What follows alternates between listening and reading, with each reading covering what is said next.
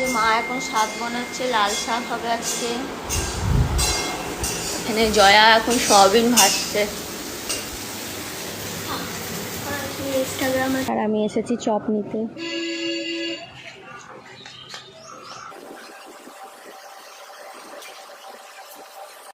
কলা গাছ ভেঙে পড়ে গেছে, এই যে বাবা গাছটা কেটে দিল, নি থোড় বার করেছে।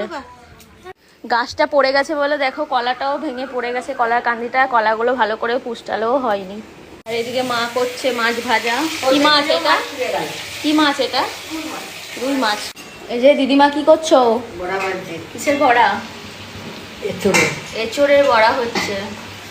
এই যে এঁচোড়ের বাটারটা এখানে রেডি করা হয়েছে সব কিছু দিয়ে। আর এটা কি হবে? ওটা মাছের ডিমের। মাছের ডিমের বড়াই দেখো।